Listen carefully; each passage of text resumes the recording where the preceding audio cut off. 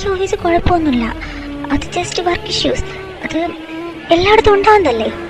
Forget it. നീ അത് ഓർക്കണ്ട. ഇനി നീ ആ ഓഫീസിലേക്ക് ജോലിക്ക് പോകുന്നതല്ല. ഓക്കെ?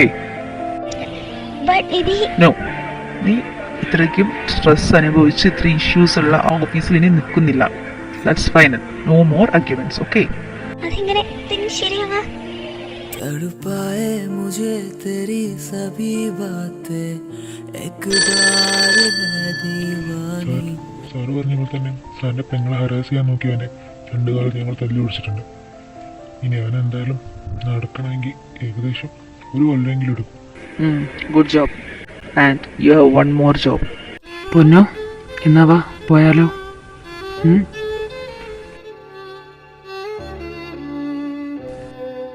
എന്താണ് ഇങ്ങനെ ഗ്ലൂമി ആയിരിക്കുന്നത്? അത് എന്തോ മനസ്സിൽ നിന്ന് പെട്ടെന്ന് പോകുന്നില്ല, അതാ. ഓരോന്ന് ആലോചിച്ച് കൂട്ടണ്ട. ഇനി നീ എവിടേക്ക് പോകുന്നില്ലല്ലോ, അതുകൊണ്ട് അത് ആലോചിച്ച് വിഷമിക്കണ്ട.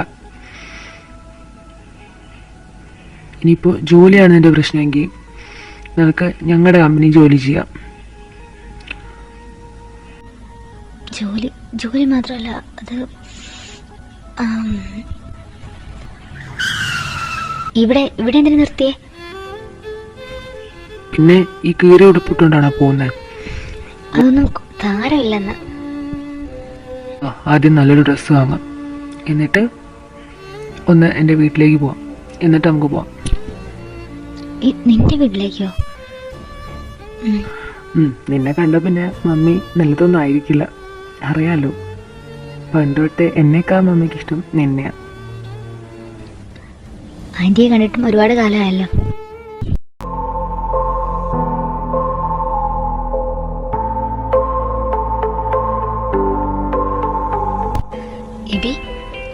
ഇതെന്തിനാ ഇത്ര വലിയ ഷോപ്പിലൊക്കെ വന്ന് ഒരുപാട് പൈസ ചിലവാം.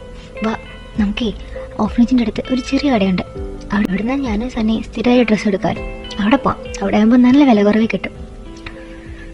എൻ്റെ പൊന്നോ, നിനക്കെന്താ? നല്ലൊരു ഡ്രസ്സ് എടുക്കാൻ നമ്മൾ വന്നത്. അവിടെ നീ ഇങ്ങനെ പിശിക്കാതെ. ഞാനല്ലേ വാങ്ങിത്തരുന്നത്, ഇതാ നീ ഇതിനെ പിശിക്കുന്നേ? എടാ, നിന്റെ ആണെങ്കിലും എൻ്റെ ആണെങ്കിലും കാശ് തന്നെയല്ലേ. അന്നേ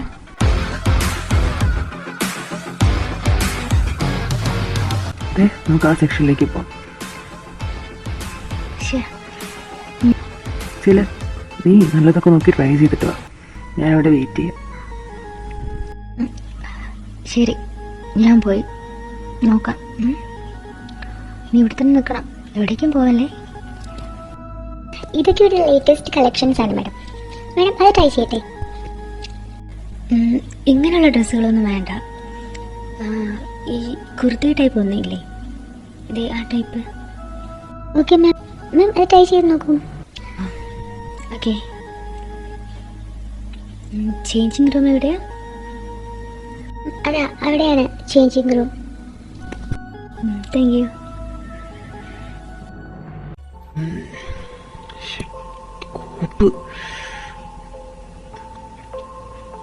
എവിടെ പോയി? കാണുന്നില്ലല്ലോ. ഇവൻ മാത്രം എവിടെ നിൽക്കും? Sir, Prince sir, good evening sir. Good evening. സാറെന്താ ഇവിടെ ഒരു മുന്നറിയിപ്പും ഇല്ലാതെ? അതെന്താ? എനിക്ക് എൻ്റെ സ്വന്തം കമ്പനിയിൽ വരാൻ പാടില്ലേ? നോ നോ, ഞാനിവിടെ സ്റ്റോക്സൊക്കെ ഒന്ന് ചെക്ക് ചെയ്യാൻ വന്നതാ. എവിടെ അതൊക്കെ വെച്ചിരിക്കുന്നത്? പുതിയ സ്റ്റോക്കെല്ലാം എന്താ ആ സൈഡിൽ വെച്ചിട്ടുണ്ട്, ചേഞ്ചിങ് റൂമിൻ്റെ സൈഡിലായിട്ട്. സാർ അങ്ങോട്ട് ചെന്നോളൂ. Okay, go back to work.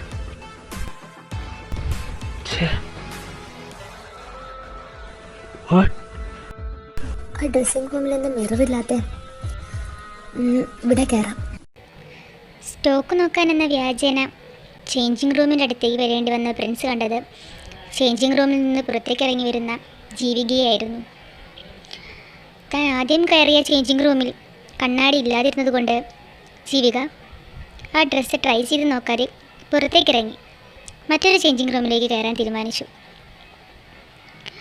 Changing റൂമിനടുത്തുണ്ടായിരുന്ന Prince ഉടനെ തന്നെ ഒഴിഞ്ഞു കിടക്കുന്ന ചേഞ്ചിങ് റൂമിലേക്ക് കയറി ഡ്രസ്സുകളുടെ അട്ടിക്ക് പുറകിലായി മറഞ്ഞു നിൽക്കുകയായിരുന്നു. ഇതൊന്നും അറിയാതെ ജീവിക ആ ചേഞ്ചിങ് റൂമിലേക്ക് കയറി കതകടച്ചു. തേടിയ വള്ളി കാലിൽ ചുറ്റി എന്നൊക്കെ പറയുന്ന ഇതാ.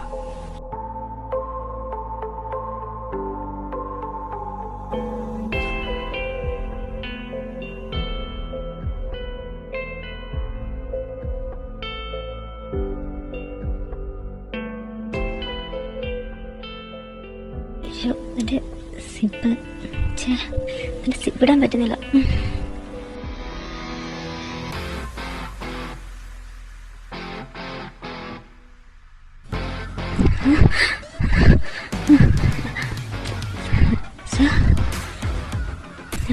നിങ്ങളെവിടെ?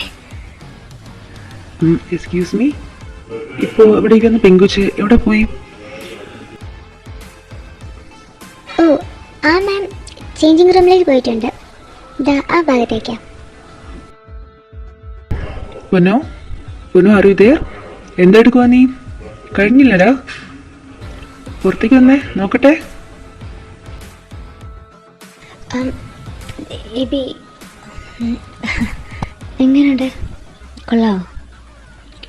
ഓ പൊന്നോ, കൊള്ളാലോ. കുർത്തിയോ? നിനക്ക് നന്നായി ചേരുന്നുണ്ട്. ഇപ്പൊ കണ്ട ഒന്ന് പ്രേമിക്കാനൊക്കെ തോന്നും. ഞാനിവിടെ കുറച്ച് ഡ്രസ്സ് എടുത്ത് വെച്ചിട്ടുണ്ട്. ഇത് മതിയടാ, എനിക്കിത് ഇഷ്ടപ്പെട്ടെ. നീ ഒരു കാര്യം ചെയ്യും, ഇത് പേയ്മെൻ്റ് ആക്കിയിട്ട് വാ, ഞാൻ ഇവിടെ വെയിറ്റ് ചെയ്യാം. ഓക്കെ? അതൊരു എടുത്തിട്ട് പേ ചെയ്തിട്ട് നമുക്ക് പോവാം. ഇങ്ങോട്ട് വെയിറ്റ് ചെയ്യട്ടോ.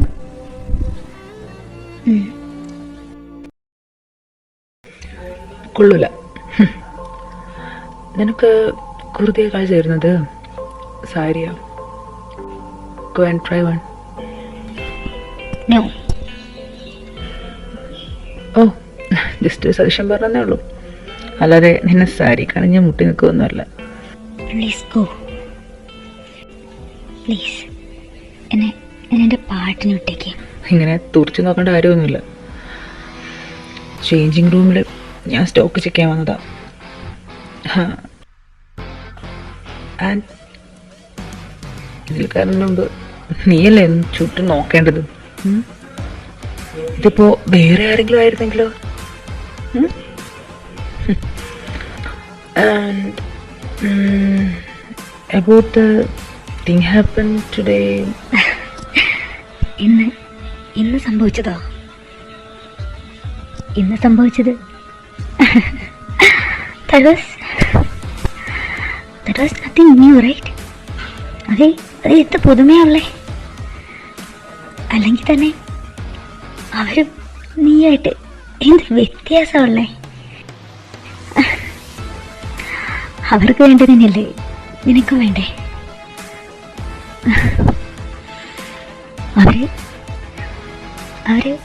അവരത് പബ്ലിക്കായിട്ട് കാണിച്ചു. നീ ആരും അറിയാതെ 4 ചുവരുകൾക്കുള്ളിൽ അത് കാണിക്കുന്നു. അതല്ലേ അതിന് വ്യത്യാസമുള്ളൂ. എല്ലാവർക്കും ജീവിക വെറും ഒരു ശരീരമാണ്. ആരെ സന്തോഷിപ്പിക്കാനും സുഖിപ്പിക്കാനുള്ള ശരീരം. അതുകൊണ്ട് അവരെ കുറ്റം പറയാനുള്ള ഒരു അധികാരം നിനക്കില്ല. കാരണം നീയും അവരെ പുലർത്തണം. ചിലപ്പോൾ അതിനേക്കാൾ മോശം. പ്ലീസ് ഇന്നെങ്കിലും എന്നെ വെറുതെ വിട്. അപേക്ഷിക്കാം എന്നോട്.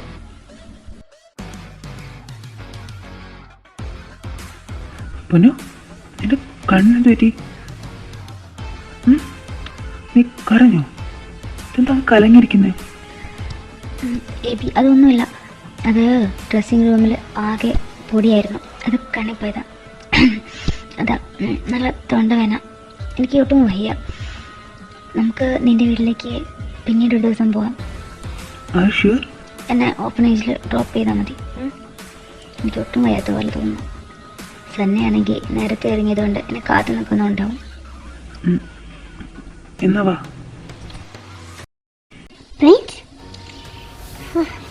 ഭയങ്കര കലിപ്പിലാണല്ലോ. Prince, hey, I am talking to you. Prince,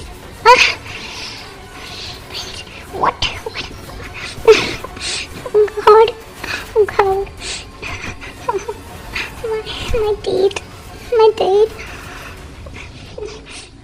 അമ്മേരാം 100 വട്ടം ഞാൻ പറഞ്ഞിട്ടുണ്ട് എൻ്റെ ബോക്സിംഗ് പ്രാക്ടീസിനിടയിൽ കയറി വരരുതെന്ന്. Now get out. I said get out. വീട്ടിലും മറ്റൊരു സമാധാനം തരില്ലല്ലോ. ശരിയായിട്ട് എന്ത് വ്യത്യാസമുള്ളേ? അവർക്ക് വേണ്ടതിനല്ലേ നിനക്ക് വേണ്ടേ? അവരത് പബ്ലിക്കായിട്ട് കാണിച്ചു. നീ ആരും അറിയാതെ 4 ചുവരുകൾക്കുള്ളിൽ അത് കാണിക്കും.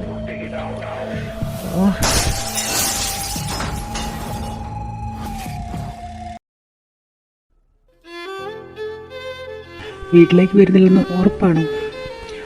ആൻറ്റി കാണാൻ എന്തായാലും ഒരു ദിവസം പിന്നെ വരാം. നീ പോയിക്കോ. ഓക്കെ, നീ ചെന്ന് റെസ്റ്റ് എടുക്കുക. നിനക്ക് പറ്റുന്ന ഒരു ദിവസം അമ്മയെ കാണാൻ പോവാം. ഓക്കെ, ബൈ പൊന്നു. ബൈ. ജീക വന്നോ? സന, നീ ഓക്കെ അല്ലേ? ഇപ്പം കുഴപ്പമൊന്നുമില്ലല്ലോ? ഒന്നും ചോദിക്കണ്ട, ഒരുപാട് കാര്യം പറയാനുണ്ട്. എനിക്ക് വയ്യ. ഞാൻ ഒന്ന് കിടന്നോട്ടെ. സിസ്റ്റർ അമ്മയുടെ സിസ്റ്റർ അമ്മയോ? സിസ്റ്റർ അമ്മ അകത്തുണ്ടെന്ന് തോന്നുന്നു. ഞാൻ കാര്യങ്ങളൊന്നും പറഞ്ഞിട്ടില്ല. സന, എനിക്ക് കുഴപ്പമൊന്നുമില്ല. ഞാൻ കിടക്കാൻ പോവാം. ഒട്ടും വയ്യാത്ത പോലെ. ആകെ ഒരു ക്ഷീണം. നീ സിസ്റ്റർ അമ്മയോട് പറഞ്ഞേക്ക് ഞാൻ കിടന്നെന്ന്. വേറെ ഒന്നും പറയാൻ നിൽക്കണ്ട. നീ ചെന്ന് റെസ്റ്റ് എടുക്ക്. ഞാൻ സിസ്റ്റർ അമ്മയോട് പറഞ്ഞോളാം നീ കിടന്നു എന്ന്. ഫുഡ് കഴിച്ചിട്ടാണോ വന്നേ? നീ വീട് എവിടെയല്ലേ പോയത്? എന്തായാലും കഴിച്ചിട്ടായിരിക്കും എന്നറിയാം. എന്തായാലും നിനക്കുള്ള ഫുഡ് വേണമെങ്കിൽ ഞാൻ റൂമിലേക്ക് കൊണ്ടുതരാം. ഏയ്, എനിക്ക് വിശപ്പൊന്നുമില്ല ആടി. പക്ഷേ ഞാൻ കഴിച്ചില്ലെങ്കിൽ ഇനിയിപ്പോൾ സിസ്റ്റർ അമ്മയ്ക്ക് വിഷമാവും. അതുകൊണ്ട് കുറച്ച് സൂപ്പ് മാത്രം നീ ഒന്ന് തന്നാൽ മതി. ഇച്ചിരി മതി കേട്ടോ. ശരി, ഞാൻ കിടക്കാൻ പോവാം. അങ്ങനെ ഈ ഒരു ദിവസം കടന്നുപോയി. ഇന്ന് അത്ര നല്ല ഓർമ്മകളല്ലായിരുന്നു എനിക്ക്. ഒരുപാട് അനുഭവങ്ങളിലൂടെ കടന്നുപോയ ഈ ദിവസത്തിലും വീണ്ടും ഞാൻ ഒരിക്കലും ആഗ്രഹിക്കാത്ത കാര്യങ്ങൾ എന്നെ തേടി വന്നത്. കുറച്ച് ദിവസത്തിനകം ഇതെല്ലാമായി ഞാൻ പൊരുത്തപ്പെട്ടു പോകണമല്ലോ എന്നാലോചിക്കുമ്പോഴാണ് കൂടുതൽ പേടി തോന്നുന്നത്. ഇതിൽ നിന്ന് പിൻവാങ്ങാനോ ഇതിൽ നിന്ന് രക്ഷപ്പെട്ട് ഓടാനോ എനിക്ക് സാധിക്കില്ല. ഒരു വശത്തു നിന്ന് മാത്രമല്ല, പലയിടങ്ങളിൽ നിന്നായിട്ടായിരുന്നു. ബുദ്ധി നോവിക്കലും വേദനകളും. അത് നമുക്ക് ഒരുപാട് ഇഷ്ടമുള്ളവരുടെ അടുത്താവുമ്പോൾ ആ വേദനയുടെ ആഴം കൂടും.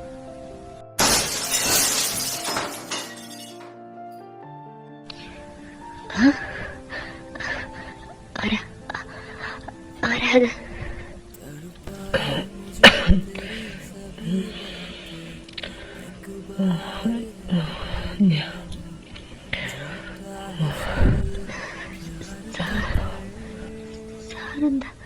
സാറെന്താ ഇവിടെ? അതെന്താ, എനിക്കോട്ട് വരാൻ പാടില്ല.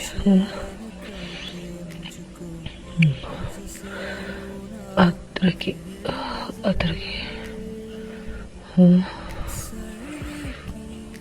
അവര് നിന്നെ എവിടെയാ തൊട്ടേ?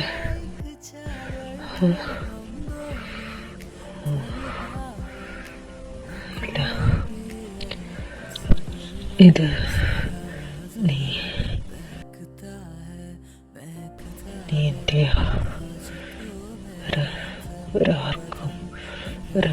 ഒരാകാശമില്ല.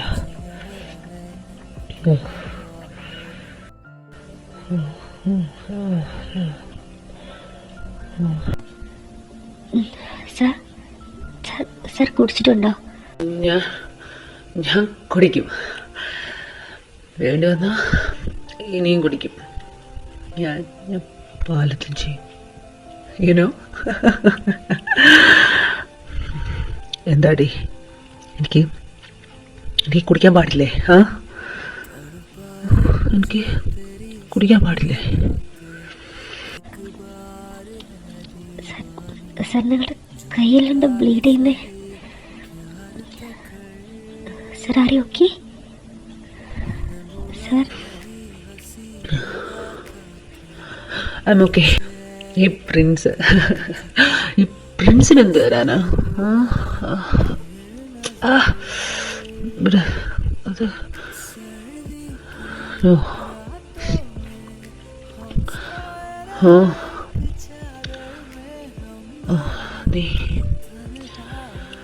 എന്നോട് ഞാൻ പറഞ്ഞത് ഓർമ്മയുണ്ടല്ലോ. നീ ഈ ബോഡി ഇതെന്റെയാ. ഇത് ഞാൻ മാത്രം അനുഭവിച്ചാൽ മതി.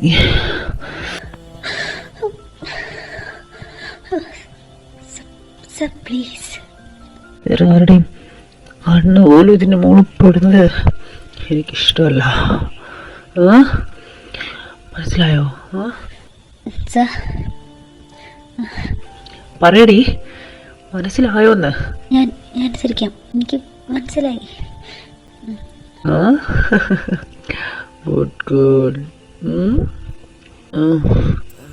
Good girl.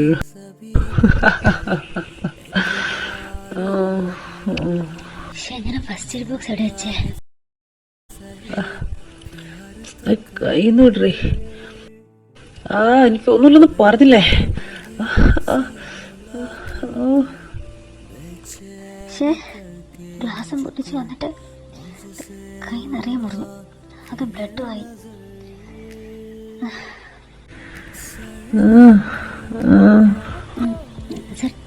സാർ ഇത് ഓക്കെ ആവും രാവിലെ ആകുമ്പോഴത്തേക്ക്, അല്ലെങ്കിൽ മുറിവ് വഷളാവും.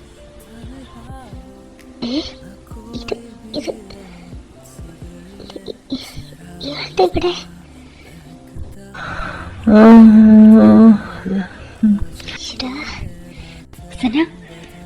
സന നീ ഒന്ന് വന്നേ. നോക്ക്, ഹീസ് ഡ്രങ്ക്. ഇപ്പോൾ ഈ അവസ്ഥയിൽ എന്തായാലും ഒന്നും ചെയ്യാൻ പറ്റില്ല നമുക്ക്. ഇന്ന് രാത്രി ഇവിടെ ഹാൻഡിൽ ചെയ്തേ പറ്റൂ. നീ സിസ്റ്റർ അമ്മ എവിടേക്ക് വരാതെ നോക്കണം. ഞാൻ കിടന്നു പറഞ്ഞേക്ക്. ഞാൻ ഡോർ ലോക്ക് ചെയ്തോളാം. അതൊക്കെ ഞാൻ ഹാൻഡിൽ ചെയ്തോളാം. നീ ഇതൊന്ന് നോക്കിയേ. നീ നോക്കിയേ. Breaking news. വെൽവെറ്റ് സിറ്റിക്ക് സമീപം 2 ചെറുപ്പക്കാരുടെ മൃതദേഹം മൃഗീയമായി കൊല്ലപ്പെട്ട രീതിയിൽ കണ്ടെടുത്തു.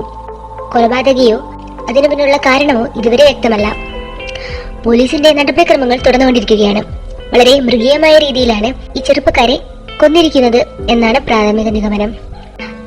ശരീരമാസകളും മുറിവുകളും ചതവുകളും പിന്നെ ലൈംഗിക ഭാഗം മുറിച്ചെടുത്ത രീതിയിലാണ് കണ്ടെടുത്തിരിക്കുന്നത്. ശരീരമാസകളും ഉപ്പ് തേച്ച രീതിയിലും കണ്ണുകൾ ചൂന്നെടുത്ത രീതിയിലും ഉള്ള ഈ ശവശരീരം ആദ്യമായി കണ്ടത് വഴിയരികിൽ പോയ യാത്രക്കാരാണ്. ആദ്യം അമ്പരന്ന് പോയ ഇവർ പെട്ടെന്ന് ഭയക്കുകയും പോലീസിനെ വിളിച്ചറിയിക്കുകയും ചെയ്തത്. പോലീസ് വരുമ്പോൾ 2 പേർക്കും തടി ജീവനുണ്ടായിരുന്നു. എന്നാൽ ഹോസ്പിറ്റലിൽ കൊണ്ടുപോയപ്പോൾ ഒരു വിധത്തിലും രക്ഷിക്കാൻ സാധിക്കുമായിരുന്നില്ല. വളരെ എക്സ്പേർട്ടായ ആരുമാണ് ഇതിന് പിന്നിലെന്നാണ് പോലീസിന്റെ നിഗമനം. കൃത്യമായ മർമ്മങ്ങളിലും കൃത്യമായ പഞ്ചറിംഗ് സ്പോർട്സുകളിലുമാണ് ഇവരെ ആക്രമിച്ചിരിക്കുന്നത്. ടോർച്ചറിംഗ് കഴിഞ്ഞ് മണിക്കൂറുകൾക്കകം ഇവരെ ഇവിടെ കൊണ്ടുപോയി തള്ളി എന്നാണ് പ്രാഥമിക നിഗമനം. കൂടുതൽ വിവരങ്ങൾ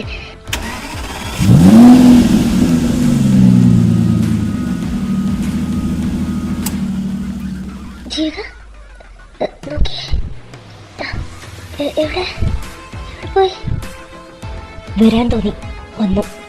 പോവാൻ തോന്നിയപ്പോൾ അയാൾ പോയി. പോയത് സംശയം എന്താ? അയാൾ തന്നെ. ദൈവമേ, ഇനി എന്തൊക്കെയാണോ നടക്കുക? ഇത് എന്ത് പ്രാന്താടി? സന എബിക്ക് എന്തെങ്കിലും?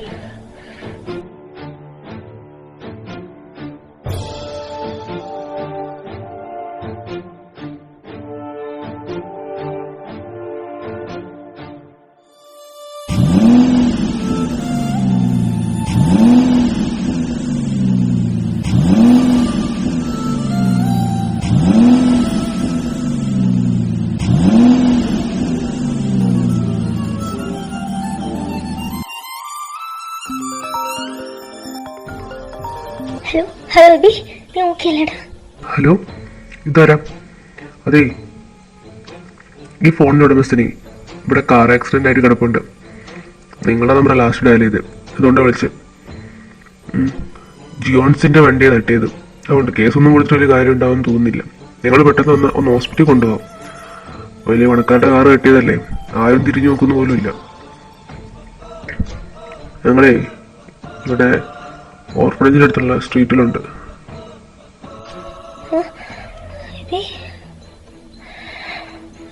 സണ്ണി, എനിക്ക്